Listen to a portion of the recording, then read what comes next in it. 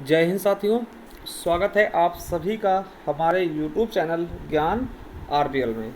दोस्तों आपको बता दें कि आज हम देखने वाले हैं उत्तर प्रदेश की मृदा के बारे में। ठीक है, जो मिट्टी होती है दोस्तों उसके बारे में देखने वाले हैं। तो आपको बता दें कि अगर देखिए इसके पहले के वीडियो आपने देखा है तो जाइए डिस्क्रिप्शन में, वहाँ लिंक मिल जाएगा, क्योंकि आपको पता है कि हम वन रक्षक वीडियो और यूपी पुलिस या फिर किसी अन्य एग्जाम के लिए सबके लिए दोस्तों हम संपूर्ण हिंदी और यूपी स्पेशल की क्लासें आप लोगों के लिए ला रहे हैं। तो चलिए आपको बता दें कि जाइए डिस्क्रिप्शन में, वहाँ लिंक मिल जाएगा, या फिर सीधा प्लेलिस्ट पे जाइएगा।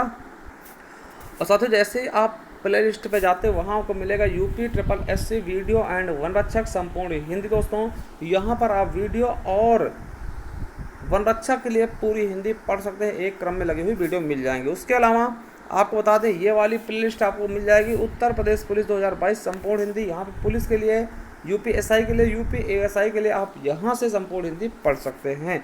उसके अलावा बात करते हैं उत्तर प्रदेश स्पेशल की दोस्तों, तो आप इससे दोस्तों यहाँ पर एक क्रम में लगी हुई सारी वीडियो आपको मिल जाएंगी। यहाँ से आप उत्तर प्रदेश स्पेशल के बारे में बहुत ही बेहतरीन ढंग से पढ़ सकते हैं। तो चलिए आज की वीडियो हम देखते हैं दोस्तों, क्या मृदा क्या है।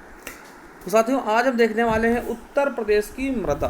ठीक है, देखिए उसके पहले जानने से पहले हम ये जान लें कि भैया मृदा की उत्पत्ति किस भाषा से हुई। तो आपको बता दें कि मृदा शब्द की उत्पत्ति लैटिन भाषा के सोलम शब्द से हुई है, जिसका अर्थ होता है फर्श यानी फ्लोर। आप लोग जानते होंगे।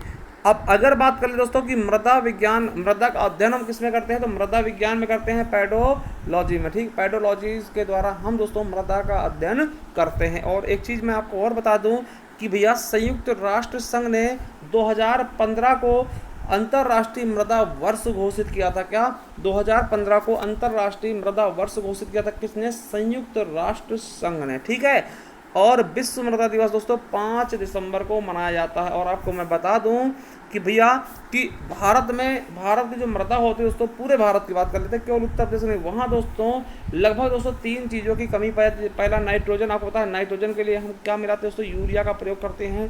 ठीक है, नाइट्रोजन कमी रहती है। ठीक, जैसे जिस खेत में नाइट्रोजन कमी रहती है दोस्तों हम यूरिया का प्रयोग करते हैं। ठीक है, या फिर दोस्तों दलहन फसलें लगाते हैं। ठीक है, फास्फोरस की कमी रहती है। और ह्यूमस दोस्तों, ह्यूमस क्या होता है दोस्तों? आपको बता दें कि ये आप समझ सकते हैं, जैसे मान लिया कोई मिट्टी है उसमें दोस्तों कोई पशु मर गया, ठीक है, कोई पेड़ पौधा गिर गया वो दब गया दोस्तों, या फिर कोई भी दोस्तों कोई भी जानवर, कोई भी कुछ भी चीज़ दोस्तों मर के जब उसकी डेड बॉडी दोस्तों वहाँ पे गल जाती है तो उसे हम ह्यूमस बोलते हैं दोस्तों। आप समझ सकते हैं, तो इन सब की कमियाँ पाई जाती हैं। ठीक है, ये आपको मैंने बता दिया कि अपने भारत में दोस्तों, आपकी भारत की जो मृदा है दोस्तों उसमें इन 3 चीज़ों की कमियां देखी जाती है। ठीक है, तो चलिए दोस्तों देखते हैं भारत की मृदा के बारे में। और आपको बता दें कि हमने उत्तर प्रदेश की मृदा के बारे में, और आपको बता दें उत्तर प्रदेश को हमने 3 भागों में इसका भौतिक विभाजन किया था। आपको पता होगा भाबर व तराई का क्षेत्र है ना, मध्य मैदानी भाग, और आपको पता होगा कि दक्षिण का पठारिया पहाड़। तो एक बार आपको बता भी देते हैं कौन कौन से कहाँ कहाँ आएंगे। तो साथियों ये आपका उत्तर प्रदेश है। तो आपको बता दें, देखिए ये वाले जिले जो ऊपर वाले ये जिले हैं, ये वाले जिन पे हम लाइन मारते जा रहे हैं दोस्तों, ये भाबर और तराई क्षेत्र में आते हैं। क्या आते हैं? भाबर व तराई क्षेत्र। भाबर व तराई क्षेत्र में दोस्तों पहले इनकी हम मिट्टी देखेंगे, यहाँ की मिट्टी क्या है दोस्तों। ठीक है, देखिए ऊपर वाली लाइन देख ले। अब दोस्तों उसके बाद मैं आपको बता दूं ये वाला हिस्सा, क्या ये वाला हिस्सा जो है दोस्तों, ये वाला हिस्सा दोस्तों, ठीक है, ये वाला हिस्सा दोस्तों आपका आता है पठारिया पहाड़ी क्षेत्र में। क्या पहाड़ी या पठारी क्षेत्र दोस्तों, ये वाला हिस्सा पूरा आता है, जिनमें से दोस्तों आपको बता दें ये आते हैं बुंदेलखंड के, ये बुंदेलखंड के हिस्से में आता है, और ये बघेलखंड के पहाड़ी में आते हैं। ठीक है, तो इनको हम देखेंगे, यहाँ पठारी हिस्सा इनका दोस्तों अलग मिट्टी देखेंगे। ठीक है, देखिए दोबारा सुन लीजिए, तो ऊपर हमने लाइन खींची थी वो भाबर और तराई क्षेत्र होते हैं दोस्तों, और ये वाली जो लाइन है, ये वाली जो ये सब चीज़ें हम दिखा रहे हैं अपने यूपी का, ये जिले, ठीक है, ये वाले जिले दोस्तों ये किस में आते हैं? आपके ये पठारी क्षेत्र में आता है। तो यहाँ की मिट्टी अलग होगी। और दोस्तों जो बाकी बच जाता है ना, बाकी ये जो पूरा बच जाएगा ना, ये यहाँ से लेके दोस्तों ये पूरा हिस्सा बच जाएगा ना, यहाँ की दोस्तों मिट्टी हम अलग भाग में पढ़ लेंगे, यानी 3 भागों में बांटकर हम मिट्टी पढ़ेंगे, है ना। हर एक क्षेत्र की मिट्टी के बारे में देखेंगे। चलिए शुरू करते हैं वीडियो को। देखिए साथियों पहले हम देखेंगे भाबर और तराई क्षेत्र की मिट्टी कैसी है। आपको पता है कि भाबर क्या होता है? जहाँ पर नदियाँ दोस्तों क्या लाती हैं, सबसे पहले नदियाँ प्रवेश करती हैं भाबर क्षेत्र से, और यहीं पर दोस्तों बड़े बड़े पत्थर बड़े बड़े कंकड़, है ना, ये सब चीज़ छोड़ जाती हैं। तो यहाँ की मिट्टी कैसी होती है दोस्तों, बड़े बड़े कंकड़ और पत्थर। बस इतना से याद रखना कि बाबर क्षेत्र में एक ऐसी मिट्टी पाई जाएगी, बड़े बड़े कंकड़ और बड़े बड़े पत्थर। दोस्तों यहाँ पर कोई भी खेती नहीं की जा सकती, वो हमने पहले बता चुके हैं दोस्तों, ठीक है, जब हमने इसके भौतिक विभाजन के बारे में बताया था। तो यहाँ पे कोई भी प्रकार की खेती नहीं होगी, क्योंकि यहाँ बड़े बड़े पत्थर पाए जाते हैं और नदियाँ क्या होती है दोस्तों, उन्हीं पत्थरों के बीच से बहती है, इसलिए दोस्तों नदियाँ क्या होती है, अदृश्य दिखती हैं, ठीक है। चलिए, और दोस्तों उसके जस्ट नीचे वाला थोड़ा हिस्सा क्या होता है, तराई होता है। ये पतली सी पट्टी होती है दोस्तों, ठीक है, वो तराई होता है। और तराई क्षेत्र में आपको बता दूं कि यहाँ पे देखिए मिट्टी नम होती है, दलदली होती है और बलुई होती है, यानी कि यहाँ पानी की कोई कमी नहीं होगी दोस्तों। इसलिए मैं आपको बता दूं इस क्षेत्र में गन्ना और धान खेती बहुत ही बेहतरीन ढंग से हो जाती है। आपसे पूछेंगे कि तराई क्षेत्र की मिट्टी कैसी है, तो आप बताएंगे दोस्तों नम, दलदली और बलुई मिट्टी है, ठीक। और कैसी खेती होती है, गन्ना और धान, जिसमें दोस्तों पानी की आवश्यकता अधिक होती है, वही खेती यहाँ पर कर सकते हो आप बेहतरीन ढंग से, ठीक है, हमने बताया था दोस्तों, ठीक है। तो याद रखेंगे भाबर में कुछ भी खेती नहीं होगी, कोई भी खेती नहीं होगी, क्योंकि यहाँ पे बड़े बड़े कंकड़ और पत्थर पाए जाते हैं। भाबर क्षेत्र कौन सा होता है, ऊपर की दोस्तों, ऊपर वाली पट्टी, ठीक है, 32 पट्टी होती है दोस्तों, 32 किलोमीटर के आसपास लगभग दोस्तों, उसे हम भाबर क्षेत्र कहते हैं। और तराई क्षेत्र में क्या होता है दोस्तों, यहाँ पे नमी होगी, क्योंकि आपको पता देखिए यहाँ पे नदियाँ क्या होती है दोस्तों, यहाँ नदियाँ पुनः दिखने लगती हैं और नदियों का पानी होता है, और बारिश भी दोस्तों बहुत ज़्यादा होती है, क्योंकि आपको पता है कि हिमालय से टकरा के दोस्तों बारिश यहीं पे करती है, यही क्षेत्र में करती है, इसलिए दोस्तों यहाँ पर पानी की मात्रा बहुत होती है। इसलिए दोस्तों यहाँ पर हम गन्ना और धान की खेती कर लेते हैं। आपसे पूछेगा कि गन्ना और धान की खेती के लिए मुख्य क्षेत्र कौन सा होता है, तो तराई क्षेत्र, ठीक, क्या बोलेंगे, तराई क्षेत्र दोस्तों, ठीक है। चलिए अगला देखते हैं, गंगा और यमुना का मैदानी भाग। हमने बताया दोस्तों कि नीचे का पठारी भाग हटा दो और ऊपर के एक लाइन वाले जिले हटा दो दोस्तों, बाकी जो बचता है आपका गंगा यमुना का मैदानी भाग बचता है। तो चलिए मैं बता दूं इसके बारे में। देखिए इस मैदान में पाए जाने वाली मृदा को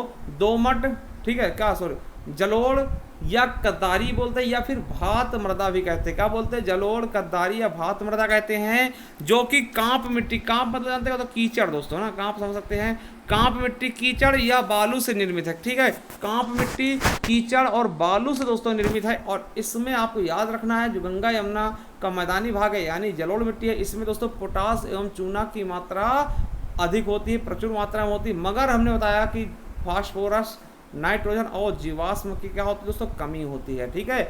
क्या होती है दोस्तों, जीवाश्म, फास्फोरस और नाइट्रोजन की कमी होती है, किसमें, आपके गंगा यमुना वाले मैदानी भाग में। अब देखिए इस मैदान के लगभग दोस्तों संपूर्ण मृदा को हम दो भागों में बांट सकते हैं। पहला होता है खादर का नवीन जलोढ़ मृदा, और खादर या नवीन जलोढ़ मृदा दोस्तों आप बोलेंगे खादर मिट्टी, ठीक, इसको बोलते हैं खादर को ही हम नवीन जलोढ़ भी कहते हैं, ठीक है। और दूसरा है बांगर, बांगर को हम पुरानी जलोढ़ मिट्टी या मृदा कहते हैं। अब देखिए इनके भी अलावा कहीं कहीं पे दोस्तों आपको पता है, इसके अलावा भी कुछ मात्रा में कहीं लवड़ी मिट्टी, क्षारीय मिट्टी, मरुस्थलीय मिट्टी, भूण मिट्टी और काली मिट्टी भी हल्की फुल्की कहीं ना कहीं मिल जाती है। तो सभी के बारे में देखेंगे, मगर आपकी मेन कौन सी होगी, नवीन खादर और दोस्तों बांगर, ठीक है।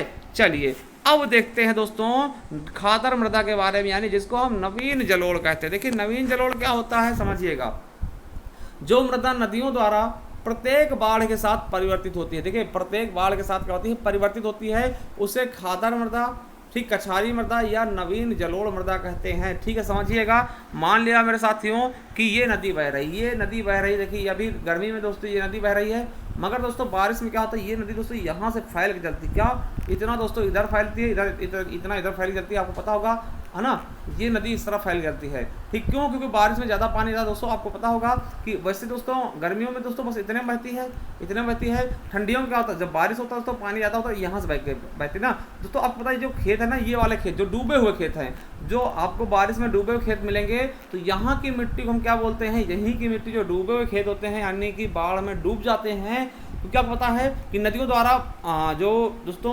अवशिष्ट चीज़ होती है बहा कर लाई जाती हैं और यहीं पर छोड़ देती हैं, ठीक है। जो हिस्सा डूब जाता है वहीं पर छोड़ देती है दोस्तों। यहाँ की मिट्टी क्या होती है, हर साल चेंज होती रहती है, इसीलिए इसको देखिए हर साल नहीं होगी। भाई यहाँ पे मान लिया पानी चढ़ा और फिर पानी उतर गया दोस्तों, यहाँ की मिट्टी को काट के ले जाएगा और यहाँ नई मिट्टी आ जाएगी, ठीक है। तो इसीलिए इसको नवीन जलोढ़ कहते हैं। समझ गए होंगे, जहाँ पर दोस्तों बाढ़ का पानी आ जाता है, बाढ़ का पानी आने से दोस्तों मिट्टी परिवर्तित हो जाती है दोस्तों, उसे ही हम नवीन जलोढ़ कहते हैं, ठीक है। समझ में आ गया होगा। और आपको बता दें यह मृदा हल्के भूरे रंग की होती है, छिद्रयुक्त महीन कणों वाली मृदा होती है, और इस मृदा में चूना, पोटास, मैग्नीशियम और जैव तत्वों की क्या होती है, अधिकता होती है।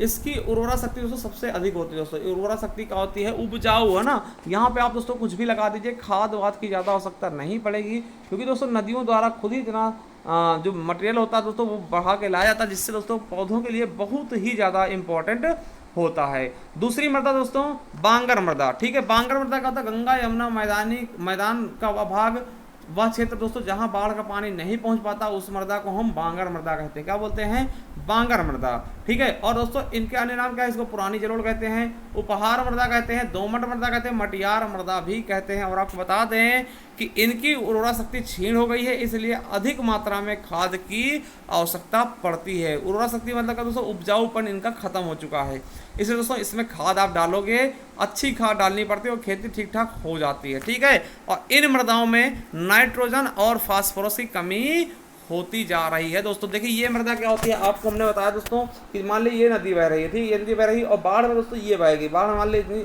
हो गई तो यहाँ जो बाढ़ के अंतर्गत आ गई इस मृदा को हम बोलते हैं, इसको बोलते हैं खादर, ठीक। जो बाढ़ के अंदर आती है उसको हम खादर बोलते हैं, ठीक है। और जहाँ बाढ़ का पानी नहीं पहुँचा, मान ली दोस्तों ये यहाँ पे बाढ़ का पानी नहीं पहुँचा, यहाँ नहीं पहुँचा, इधर भी नहीं पहुँचा, तो दोस्तों यहाँ की जो मिट्टी होगी ना वो बांगर होगी, जो पुरानी जलोढ़ मिट्टी होगी दोस्तों, ठीक है, ये बांगर कहलाती है। जहाँ पे बाढ़ का पानी नहीं पहुँच पाता वो बांगर मिट्टी कहलाती है दोस्तों। और इस मिट्टी में दोस्तों खाद की आवश्यकता अधिक पड़ती है, नाइट्रोजन और फास्फोरस की यहाँ पे कमी देखी जाती है। समझ गए होंगे खादर क्या है, एक बार दोबारा सुनिए। खादर क्या होता है, जो मिट्टी दोस्तों नदियों में डूब जाती है, जो खेत नदियों में डूब जाते हैं वहाँ की मिट्टी जो चेंज होती है उसको हम क्या बोलते हैं, खादर। और दोस्तों जो मिट्टी कभी चेंज, जहाँ पे नदियों का बाढ़ का पानी पहुँच नहीं पाता है वो मिट्टियाँ बांगर मिट्टी कहलाती हैं, ठीक है। तो साथियों आपने खादर और बांगर दोनों मिट्टियों को देख लिया। अब आगे देखते हैं, ठीक, आगे है लवणी या क्षारीय मृदा। देखिए आपको बता दें कि उत्तर प्रदेश में लगभग दोस्तों 10% भूमि का हो गई ऊसर हो चुकी है ना, ऊसर जिसमें दोस्तों कुछ ज़्यादा कुछ उगता नहीं है, ठीक है। जो कि प्रदेश के अलीगढ़ हो गया, मैनपुरी हो गया, कानपुर, उन्नाव, एटा, इटावा, हमारा रायबरेली भी इसमें शामिल है, और सुल्तानपुर के अलावा प्रतापगढ़ जिसको आंवला नगरी आप समझते होंगे, जौनपुर दोस्तों, उसके अलावा प्रयागराज, यहाँ पर दोस्तों ये लवणीय मृदा पाई जाती है। और आपको बता दूं कि जो लवणीय मृदा होती है ना, देखिए लवणीय ऊसर भूमि के लवण अधिकांश दोस्तों किससे होते हैं, तो सोडियम और पोटेशियम सल्फेट व कैल्शियम के बने होते हैं। दोस्तों लवणीय मृदा जो होती है ना उसमें कौन कौन से लवण होते हैं, सोडियम हो गया, पोटेशियम हो गया, पोटेशियम सल्फेट हो गया, है ना, इसके अलावा कैल्शियम हो गया, इसके बने होते हैं, जो कि भूमि के ऊपरी सतह पर सफ़ेद की परत होती है। दोस्तों आपने देखा होगा जो क्षारीय मृदा होती है, लवणीय मृदा होती है दोस्तों, उस पर आपने देखा होगा ऊपर दोस्तों वाइट सी फुलाया होता है दोस्तों, आप जिसको रेहू भी कहते हैं, हमारे इधर है ना गांव की भाषा में रेहू कहते हैं दोस्तों। आपको पता होगा क्या कहते हैं, आप बताइएगा हमें कमेंट बॉक्स में, ठीक है। इसको रेहू बोलते हैं दोस्तों, बहुत से लोग इसको कपड़े धुलने में भी यूज करते हैं, ठीक है। तो आप बताइएगा आपके यहाँ क्या बोलते हैं। तो आपको बताते हैं इसका पीएच मान दोस्तों 8 से कम होता है, क्या 8 से पीएच मान कम होता है दोस्तों। अब देखिए यहाँ जिसका 8 से कम पीएच मान होता है ना, समझिएगा, जो लवणी ऊसर मृदा है दोस्तों, ऊसर भूमि है, उसकी अगर मृदा दोस्तों 8 से क्या होती है, जो आपकी पीएच मान है उसका 8 से कम होता है ना, तो वहाँ पे दोस्तों थोड़ा बहुत खेती कर सकते हैं। किसके जरिए दोस्तों, उस खेत में हम जिप्सम और सिंचाई का प्रयोग करके दोस्तों थोड़ी बहुत खेती कर सकते हैं, ठीक है। इतनी बेहतरीन तो नहीं होगी दोस्तों, कर सकते हैं खेती जिप्सम और सिंचाई का प्रयोग करके, ठीक है। उसके अलावा दोस्तों दूसरी बता दें तो एक रेह युक्त क्षारीय ऊसर भूमि होती है, समझिएगा, रेह युक्त क्षारीय ऊसर भूमि मतलब उससे भी ज़्यादा क्षारीय होती है, जिसका विस्तार उत्तर प्रदेश में दोस्तों अधिक है। इसकी सतह में दोस्तों सोडियम लवणों के कारण दोस्तों ये काला हो जाता है। देखिए ये वाली जो होगी रेह युक्त क्षारीय ऊसर भूमि कैसी होगी, काली दिखेगी, ठीक है। और इसका पीएच मान दोस्तों आपको बता दें 8 से अधिक होता है। देखिए 8 से कम उस वाले होता है जिसमें हम जिप्सम और पानी के प्रयोग से खेती कर सकते हैं, मगर दोस्तों जिसका पीएच मान 8 से ऊपर हो गया वो भूमि में खेती नहीं कर सकते, वो भूमि क्या होती है, अनुपजाऊ हो जाती। क्या हो जाती है दोस्तों, अनुपजाऊ, उसमें कुछ भी उपज नहीं हो सकता, ठीक है, समझ गए। देखिए लवणीय ऊसर भूमि कैसी होती है दोस्तों, ये होती है जिसकी 8 से कम होता है पीएच मान, और यहाँ पे हम जिप्सम का प्रयोग करके दोस्तों खेती कर सकते हैं। मगर दोस्तों जो रेह युक्त क्षारीय ऊसर भूमि होती है दोस्तों, तो वो उसका पीएच मान 8 से ऊपर होता है और ये कुछ भी नहीं कर सकते, ठीक। अगला है मरुस्थलीय मृदा। मरुस्थलीय मृदा समझिएगा, वैसे मरुस्थलीय मृदा आपको पता है राजस्थान वगैरह में ज़्यादा पाया जाता है, ठीक, राजस्थान में, ठीक है, पश्चिमी राजस्थान में खास करके। देखिए यह मृदा उत्तर प्रदेश के कुछ पश्चिमी जिलों जैसे मथुरा आगरा अलीगढ़ में पाया जाता है। देखिए मरुस्थली कैसा दोस्तों आपको बता दें कि जहाँ पानी कम गिरता है, आपको पता होगा कि सबसे कम वर्षा कहाँ होती है, मथुरा हो गया, आगरा हो गया, अलीगढ़, ठीक है। तो दोस्तों आपको बता दें कि यहाँ पे पानी ही नहीं गिर रही तो मृदा क्या होती है दोस्तों, मरुस्थली हो जाती है ना, इसमें पानी कमी हो जाती है, बिल्कुल कमी हो जाती है मरुस्थली मिट्टी। तो मरुस्थली मिट्टी कहाँ पर, आगरा, मथुरा, अलीगढ़ आदि में पाया जाता है। और आपको बता दें इसमें लवण और फास्फोरस की मात्रा अधिक होती है, परंतु जीवाश्म पदार्थ व नाइट्रोजन का अभाव होता है। मतलब लवण और फास्फोरस तो पाया जाएगा, मगर दोस्तों जीवाश्म पदार्थ व नाइट्रोजन का अभाव होगा। और इस प्रकार की मृदा में यानी मरुस्थलीय मृदा में हम सिंचाई के द्वारा कुछ छोटे मोटे जैसे मोटे अनाज जैसे कि ज्वार बाजरा ऐसे अनाज हम उगा सकते हैं, इनकी खेती कर सकते हैं, ठीक है। चलिए आगे देखते हैं, आगे क्या है, भूण मृदा। देखिए भूण मृदा क्या होता है ये भी आप समझ लीजिए। देखिए भूण मृदा क्या होता है कि गंगा यमुना और उसकी सहायक नदियाँ, आपको पता है कि उत्तर प्रदेश में गंगा यमुना बहती है और उनकी सहायक नदियाँ भी बहती है। क्या, उनकी सहायक नदियाँ बहती हैं। इनके द्वारा दोस्तों बाढ़ वाले क्षेत्र में पहले से निर्मित एक बलुई मिट्टी के 10 से 20 फीट ऊंचे टीलों को भूण कहते हैं, ठीक है, समझिएगा।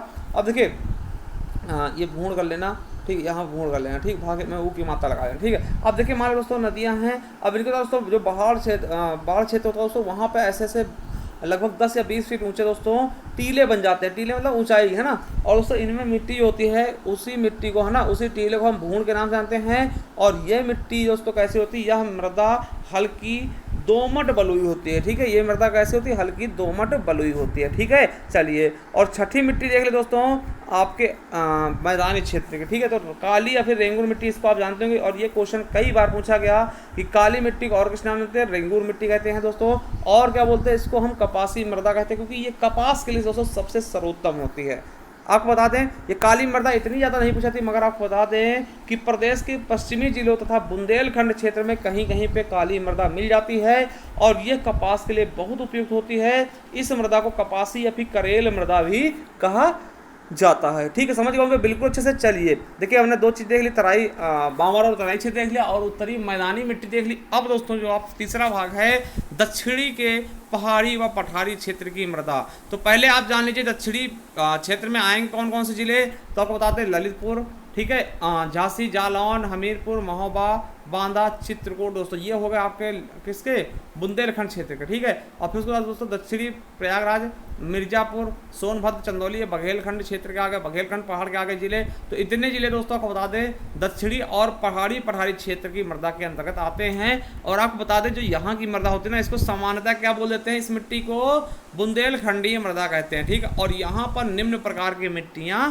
पाई जाती हैं, ठीक है, उनके बारे में हम बात करने वाले। आपको पता होना चाहिए एक चीज़ समझिए, यहाँ पे दोस्तों क्या है, तो यहाँ पे दोस्तों पहाड़ हैं है ना, पहाड़ है दोस्तों, वही टूटेंगे तो उसी से मृदा बनेगी, यानी लाल लाल पठार है तो अधिकतर दोस्तों लाल मिट्टी आपको मिल जाएगी, ठीक है। तो चलिए फिर भी देखते हैं कौन कौन सी मिट्टियाँ हैं। पहली है लाल मिट्टी। देखिए लाल मिट्टी का विस्तार कहाँ कहाँ है, तो दक्षिण प्रयाग, ठीक है, झांसी हो गया, सोनभद्र, मिर्जापुर हो गया, सोनभद्र और चंदौली में दोस्तों लाल मिट्टी पाई जाती है, लाल मृदा पाई जाती है। और ये बनती कैसे, इसका निर्माण कैसे होता है, तो याद रखेंगे बालूमय लाल विंध्य चट्टानों के टूटने फूटने। दोस्तों आपको पता है कि वहाँ पे आपको लाल लाल विंध्याचल पर्वत वाले चट्टान मिल जाएंगे, विंध्य श्रेणी वाले चट्टान मिल जाएंगे, वही टूटते हैं तो लाल मिट्टी का निर्माण कर देते हैं, ठीक है, लाल मृदा का निर्माण कर देते हैं। और आपको बता दें कि इस मृदा में दोस्तों नाइट्रोजन, फास्फोरस, चूना और जैव तत्वों की कमी होती तथा लौह अंश की क्या होती है, अधिकता होती है।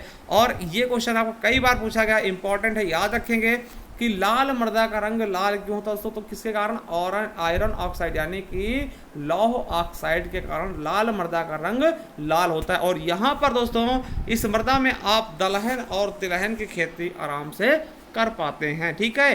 तो समझ गए होंगे लाल मृदा के बारे में। चलिए अगला है दोस्तों पड़ुआ या फिर पड़ुआ मृदा। क्या, पड़ुआ या फिर पड़ुआ मृदा। दोस्तों पड़ुआ हमारे उधर किसको बोलते हैं, तो भैंस के बच्चे को ना पता होगा आपको भी, ठीक है। अब आपके यहाँ क्या बोलते हैं, हमारे इधर पड़ुआ क्या बोलते हैं, भैंस के बच्चे को, ठीक है, जो मेल होता है, ठीक है, पड़वा बोलते हैं इसको। चलिए अब देखिए इसका क्षेत्र की बात कर ले, पड़वा या पड़वा मृदा, तो हमीरपुर हो गया, जालौन होगा, और यमुना के तटीय क्षेत्रों विशेषकर बिहारों में दोस्तों ये मिट्टी पाई जाती है, पड़वा या फिर पड़वा। और आपको बताते हैं मिट्टी कैसी है, तो हल्के लाल भूरे रंग की बलुई दोमट मृदा है। और आपको बताते हैं इस मिट्टी में सिंचाई व खाद का प्रयोग करके हम ज्वार और चना की खेती कर लेते हैं। आपको पता है कि चना दोस्तों सबसे ज़्यादा कहाँ होता है, बुंदेलखंड क्षेत्र में ही चना की खेती सर्वाधिक होती है, ठीक है। और दलहन के मामले में दोस्तों आपको बता दें कि ये दोस्तों सबसे ज़्यादा क्षेत्रफल पर उगाए जाने वाली दलहन फसल है कौन सी, चना, ठीक है। तो दोस्तों पड़वा मृदा कहाँ मिलेगी आपको, हमीरपुर, जालौन और यमुना के विशेष करके दोस्तों बिहारों के क्षेत्र में, ठीक है।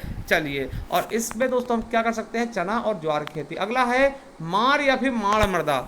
मार या फिर माड़ मृदा आपको बता दें कि यह मिट्टी रेगुर मिट्टी के समान काली चिकनी होती है, ठीक है। रेगुर मिट्टी कौन सी, कपासी मिट्टी, ठीक है। यह मिट्टी रेगुर मिट्टी के समान काली व चिकनी ही होती है। इसमें दोस्तों 60% सिलिकेट और 15% लोहा और 25% एल्यूमिनियम पाया जाता है, किसमें, मार या फिर माड़ मृदा में, ठीक है। और उसके अलावा दोस्तों बता दूं कि जो ये मार मृदा है ना, इसमें दोस्तों अगर पानी मिल जाती है ना, मतलब इसमें अगर पानी सिंचाई करते हैं तो दोस्तों ये मिट्टी गोंद से चिपचिपी हो जाती है। कैसी, गोंद से चिपचिपी हो जाती है। और आपको बता दें कि इसी कारण दोस्तों इस मिट्टी में दोस्तों कृषि कार्य करना बहुत कठिन होता है। दोस्तों क्या, कृषि कार्य करना बहुत ज़्यादा कठिन होता है। और अतः दोस्तों ये इसमें हम अल्प अवधि वाली कुछ फसलें उगा लेते हैं, जो दोस्तों बहुत कम समय लेती हैं, उन फसलों को हम दोस्तों इसमें उगा लेते हैं, ठीक है। और यह मृदा दोस्तों पश्चिमी जिलों में थोड़ा बहुत पाई जाती है, कहाँ पर, पश्चिमी जिलों में। अगला है राकड़ या राकड़ मृदा। क्या, राकड़ या राकड़ मृदा। देखिए ये मृदा कैसी होती है, भूरे लाल रंग की। क्या, लाल भूरे रंग की दोस्तों दानेदार मृदा। देखिए कैसे, क्योंकि मतलब चट्टान जब टूटते हैं दोस्तों, चट्टान जब टूटते हैं तो उसमें दोस्तों आप कैसे दानेदार होते हैं ना, तो वही दानेदार मृदा, लाल व भूरे रंग की दानेदार मृदा, और ढालों पर पाया था दोस्तों, ढलान होती है ना, चट्टानों पहाड़ों की ढलान होती है दोस्तों, वहाँ पर यह मृदा पाई जाती है। और आपको बता दें कि खाद का प्रयोग करके दोस्तों चना और तिल की खेती इसमें कर लेते हैं। और आपको बता दें कि ये मृदा दोस्तों दो प्रकार की होती है, एक मोटी है ना मृदा, मोटी राकर होती है दोस्तों, एक मृदा मोटी राकर होती है दोस्तों, और एक पतली राकर होती है ना। एक मृदा कैसी होती है दोस्तों, ये मृदा मोटी राकर और पतली राकर दो में बटी होती थी। जहाँ पे ज़्यादा मोटी हो जाएगी दोस्तों वहाँ उसको मोटी राकर बोलेंगे, और जहाँ पतली होती है दोस्तों एकदम पतली पर होती है उसको हम पतली राकर बोल देते हैं। और इसमें कैसी खेती होगी, चना और तिल की। किस कलर की होती है दोस्तों, लाल भूरे रंग की। चलिए अगला है भोंटा मृदा। क्या, भोंटा मृदा देख ले दोस्तों। देखिए निर्माण कैसा होता है, बिंद श्रेणी के चट्टानों के टूटने फूटने दोस्तों, है ना। और इसका भी रंग कैसा होगा, लाल। देखिए ज्यादातर मिट्टी लाल ही रंग की होगी दोस्तों, क्योंकि यहाँ पे चट्टानें कैसी हैं, लाल ही हैं। बिंद की चट्टानें कैसी हैं, लाल हैं। और आपको बता दें कि यहाँ इन चट्टानी कणों में, देखिए यहाँ इन चट्टानी कणों के साथ हल्की दोमट का मिश्रण हो गया है, तो वहाँ पर दोस्तों हम मोटे अनाज की खेती कर लेते हैं। मतलब इन चट्टानों जो भोंटा मृदा है ना, इसमें अगर दोमट मृदा मिल जाती है हल्की फुल्की, तब हम मोटे अनाजों की खेती कर पाते हैं दोस्तों, ठीक है। तो आपको बता दें दोस्तों ये मृदा हमारा लेसन समाप्त हो चुका है, मगर हम देख ले कुछ अपर्दन, ठीक है। मृदा अपर्दन दोस्तों देखते हैं। देखिए मृदा अपर्दन क्या होता है कि वायु या जल के माध्यम से, ठीक, वायु या जल के साथ मृदा के कटने, बहने तथा उड़ने की क्रिया को मृदा अपर्दन कहते हैं। मान लीजिए ये खेत हैं, ठीक है, और यहाँ के दोस्तों ऊपरी परत, जो ऊपरी मृदा होती है वो दोस्तों चली जाती है किसी कारण, मान लिया बहाव, बाढ़ आई दोस्तों, बाढ़ के कारण वहाँ से उड़ चली गई, या फिर दोस्तों हवा में भी कभी कभार क्या होता है, मृदा को उड़ा ले जाती है हवा, ठीक है। तो इसे ही मृदा अपर्दन कहते हैं। मतलब मृदा का धीरे धीरे नाश होना वही मृदा अपर्दन होता है, ठीक है। और आपको बता दूं कि प्रतिवर्ष हजारों हेक्टेयर भूमि नष्ट हो जा रही दोस्तों, किसके कारण, मृदा अपर्दन के कारण। इसीलिए हम मृदा अपर्दन को कृषि के लिए सबसे भयानक खतरा मानते हैं दोस्तों, ठीक है। मतलब प्रतिवर्ष दोस्तों हजारों हेक्टेयर भूमि क्या होती, खराब होती जा रही, किसके कारण, मृदा अपर्दन के कारण, ठीक है। चलिए अब देखिए मृदा अपर्दन मुख्यतः दोस्तों दो प्रकार के होते हैं, पहला जलीय अपर्दन, दूसरा वायु अपर्दन। दोस्तों वायु अपर्दन कहाँ पे होता है, तो आगरा, मथुरा और इटावा क्षेत्र में। क्वेश्चन पूछेंगे कि वायु अपर्दन दोस्तों मुख्यतः कहाँ होता है, आगरा, मथुरा और इटावा क्षेत्र में। अगला दोस्तों परत अपर्दन। देखिए दो तो ये प्रमुख है, इसके अलावा भी है कुछ, जैसे परत अपर्दन। तो परत अपर्दन का दोस्तों आपको बता दें कि परत अपर्दन समतल खेतों में बहुत सूक्ष्म तरीके से होता है। देखिए मान दोस्तों ये बराबर खेत है दोस्तों, इसमें क्या होता है कि बहुत सूक्ष्म तरीके से दोस्तों इसका परत अपर्दन होता है। यहाँ के दोस्तों जो ऊपर वाली जो उपजाऊ मिट्टी होती है दोस्तों वो खत्म हो जाती है ना, इसीलिए दोस्तों आपको बताते हैं कि ये परत अपर्दन समतल खेतों में बहुत सूक्ष्म तरीके से होती है, जिसे किसान समझ भी नहीं पाता, ठीक है, जिसे किसान समझ नहीं पाता। और उर्वरा शक्ति में कमी हो जाती है दोस्तों, जिसे किसान की मौत के नाम से भी जानते हैं। परत अपर्दन क्या बोलते हैं? किसान की मौत कहते हैं। ठीक है, अगला है दोस्तों अवनलिका अपर्दन। क्या अवनलिका अपर्दन? आपको बता दें यह अपर्दन ढाल वाले खेतों पर होता है। देखिए जो ढालाऊ खेत होते हैं वहाँ होता है दोस्तों। ऐसी अवनलिकाएं दोस्तों यू और वी के आकार की सुरंग मिलती है दोस्तों, मतलब वी और यू के आकार में मिट्टी का कटाव होता है। ठीक है, उसे ही क्या बोलते हैं दोस्तों? अवनलिका अपर्दन। और अवनलिका अपर्दन दोस्तों प्रदेश के सर्वाधिक कहाँ? यमुना और चंबल नदी के क्षेत्र यानी इटावा में सबसे ज्यादा होता है। क्वेश्चन आएगा कि अवनलिका अपर्दन सबसे ज्यादा कहाँ होता है? तो इटावा क्षेत्र में। ठीक है, कहाँ पर? इटावा क्षेत्र में या फिर यमुना और चंबल नदी क्षेत्र में। ठीक है, चलिए अब कुछ क्वेश्चन आपसे करते हैं कि लाल मिट्टी पाई जाती है दोस्तों, लाल मिट्टी कहाँ पाई जाएगी? ये क्वेश्चन आपके एग्जाम में पूछे गए हैं। ठीक है, आपका चैप्टर समाप्त हो चुका है ये वाला मिट्टी वाला, मृदा वाला।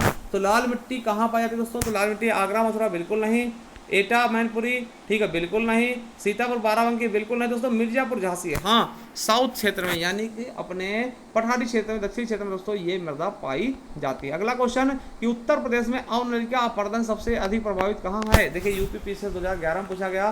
तो मेरठ में नहीं दोस्तों, और गोरखपुर में बिल्कुल नहीं, फर्रुखाबाद में बिल्कुल नहीं दोस्तों। सही ऑप्शन हो जाएगा आपका इटावा। इटावा में दोस्तों आपको बता दें अवनलिका अपर्दन सबसे अधिक प्रभावित होता है दोस्तों। ठीक है, चलिए अगला है दोस्तों कि प्रदेश में वायु अपर्दन से सर्वाधिक प्रभावित क्षेत्र कौन सा है? तो पश्चिमी क्षेत्र है, पूर्वी क्षेत्र है, उत्तरी क्षेत्र या फिर दक्षिणी क्षेत्र है? क्या है तो साथियों क्या है प्रदेश में वायु अपर्दन के सर्वाधिक प्रभावित क्षेत्र कौन सा है? आप इसको हमारे कमेंट बॉक्स में कमेंट करके भी बता सकते हैं। चलिए दोस्तों थैंक यू, मिलते हैं किसी अगले वीडियो में, तब तक के लिए जय हिंद, जय भारत, वंदे मातरम, thank you, love you all.